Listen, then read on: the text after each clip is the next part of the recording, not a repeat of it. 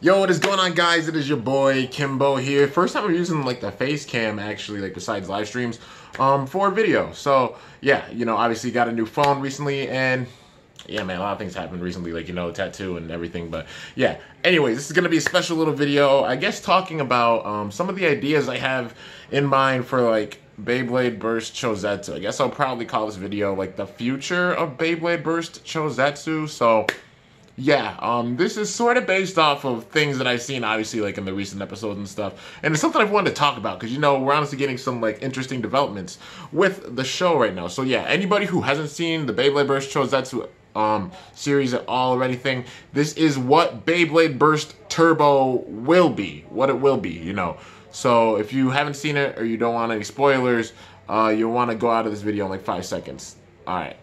Boom. Boom. Boom. Boom. Okay, that's perfect too. Started at 1 minute. But yeah, anyway, so we've gotten a lot of interesting things with this series so far, Beyblade Burst Chouzetsu. So some older bays coming back, except they're coming back with new characters. So basically a lot of the characters are passing down their bays to like new basically new bladers. Like Rantaro, Kiyama, who like battle alongside Vault, he passed down his Ragnarok to Ranjiro. So, Blaze Ragnarok and then like Crash Ragnarok carried on the name. And now Ranjiro has it. And it's the same thing for Jan owning Buster Excalibur. Because Jaka passed it down to Jan. So Jan has Buster Excalibur. He still has Sieg Excalibur, and now Jan has Buster Excalibur. But, sort of those cases, except for like a select few bladers who have come back with new bays. Like there's new characters coming in. Even like Kirbyus got passed down. Kyle has it now. Kensuke doesn't have it. Kyle has Kirbyus now. It's Hazard Kirbyus, But, like, new characters, too, like Fubuki with Emperor Fornius, Iga with Z Achilles, of course. He's, like, the new main protagonist. They're switching up things big time in this series. And, yeah, the only bladers who, like, have come back with new bays are obviously Vault, because Vault's the champion now. He won the God Bladers Cup, anybody who doesn't know. Vault is the champion now. He has winning Valkyrie. Bloody Longinus is owned by Louis, and basically Geist Fafnir, which is the next bay that's going to be coming out really, really soon, is owned by Free. So Free's coming back as well, and it's time to really like get into things. So they just recently did like the preview for the next episode, so it's Iga and like a few of the friends that he has, and everybody that's still obviously in the tournament, they're at BC Seoul, or at least Iga's going to BC Seoul, and Naru, I think is his little sister, runs into Raul, and Raul, was the manager, well, like not the manager, he was like basically like the bay teacher, sort of BC Seoul,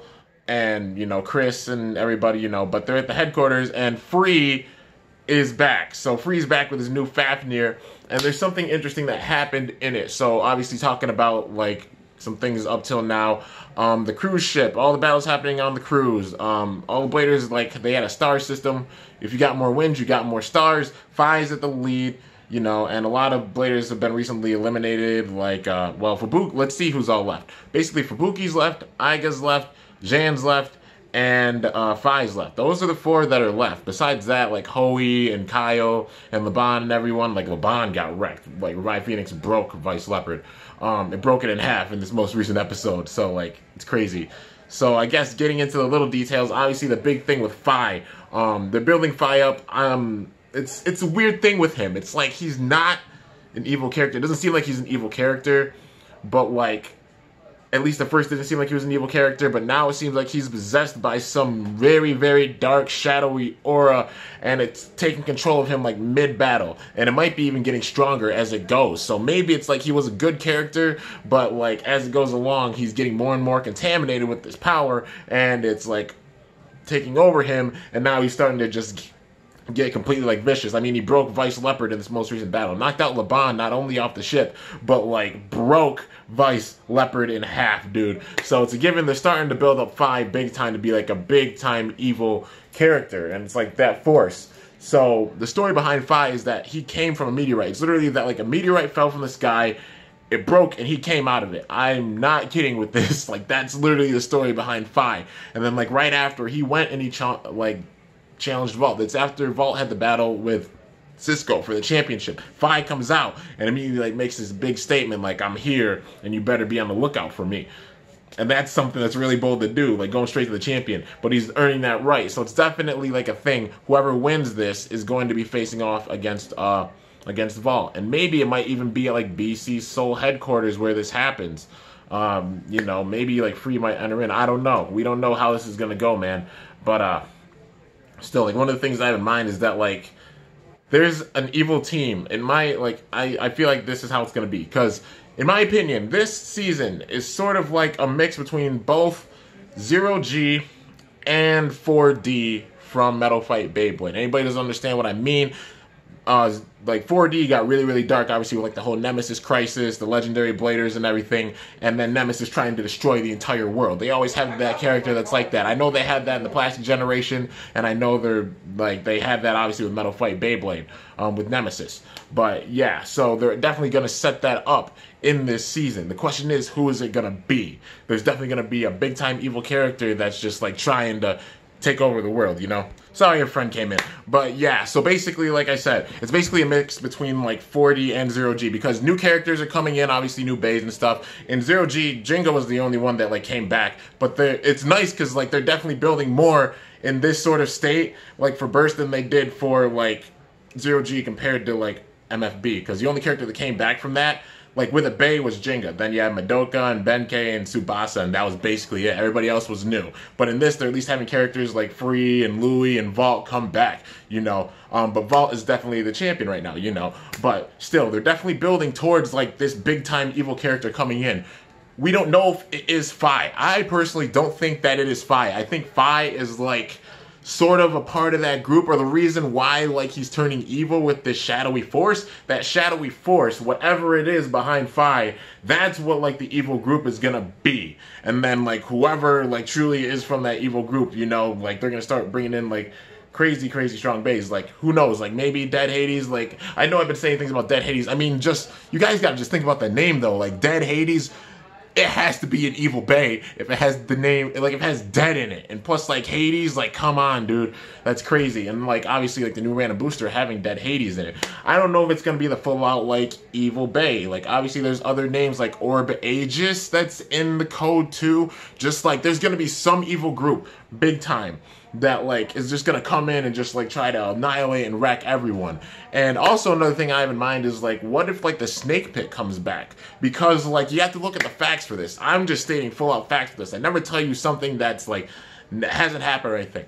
The leader of, you know, the Snake Pit's basically a given. Everybody knows that it was Theodore who ended up being Astrum, who was the leader of the Snake Pit. He's the guy responsible for, you know, Red Eye, you know, like Shu turning into Red Eye, and then him getting like Spriggan Requiem or Spryzen Requiem, going under the control of Spriggan and being totally brainwashed until he lost, you know. But there was one thing that they said in the Snake Pit. Remember this. Anybody who's seen like any of the episodes, it's like if you lose, you're basically exiled from the Snake Pit. We don't allow losers. But like it feels like at that very moment, like when Shu lost to Vault in like the final, and like Vault became the champion after that, obviously, like he might have like exiled him. That would have been crazy, dude. But like the Snake Pit still being a thing, but he's not in it. You know, like the Snake Pit, like you have a bunch of new bladers come into the Snake Pit, and he's like building them up to get revenge against Shu, because maybe Shu does come back with a new bay, like, you know, the supposed like Thunder or Render Spriggan, you know.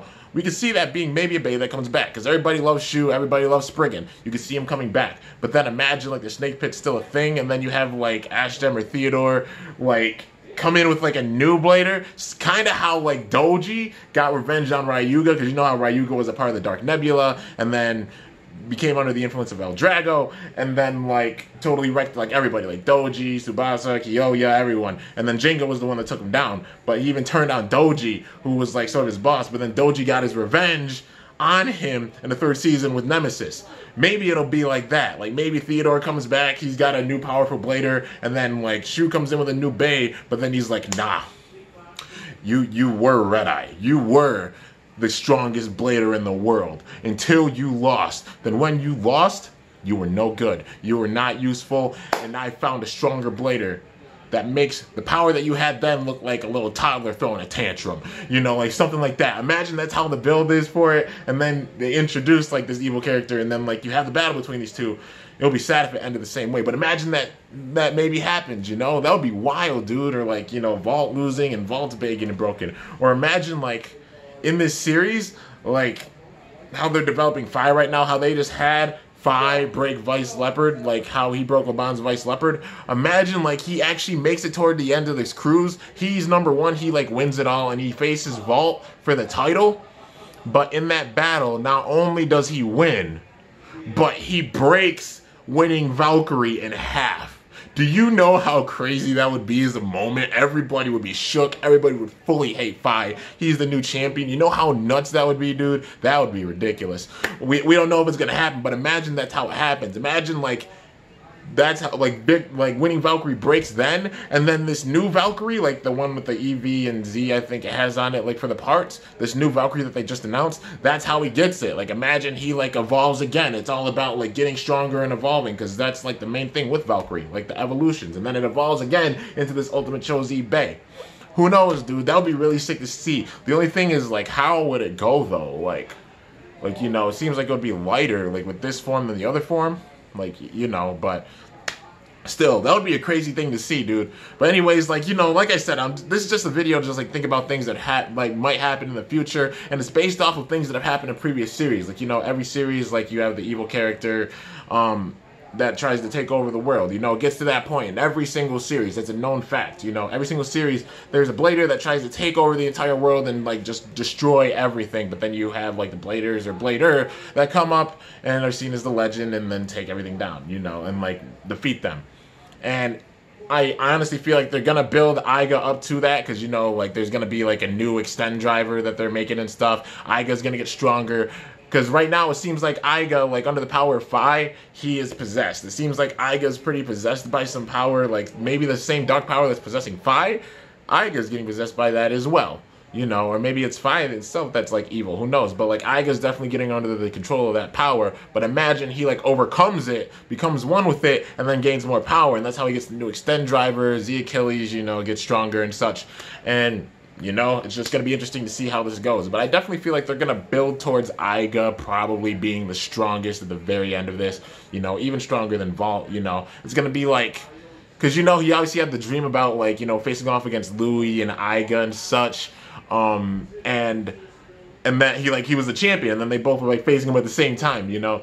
He was, like, you know, like, Vault and Louis were facing off against Aiga, and he had the whole dream, like, he was winning, like, you know, he's the champion and stuff, and then he won. Then he woke up after that. They had the same sort of thing, except it was, like, I don't know if anybody will remember this. You have to be a big-time Metal Fight Beyblade fan to remember this, but, like, when Kenta wanted to get Ryuga on the side of the Legendary Blader so they can help against Nemesis, but, you know, he had to go on that whole journey and everything, but the very beginning of it, I've been watching a lot of MFB recently, too, but the very beginning of it, like, he has a dream, like, at the very beginning of his journey with Ryuga, he has a dream where, like, he brings them back, and, you know, Jinga's like, you bring us a strength of 100 Bladers, Ryuga, and then, you know, like, Hyoya and Benkei and Madoka and everybody are just impressed. They're like, yo, you should be proud, Kenta, like, bringing them back that way, but we know it never went that way. The way it went is obviously, like, after Ryuga getting taken down by Nemesis, then he goes in and, you know, all that good stuff, you know.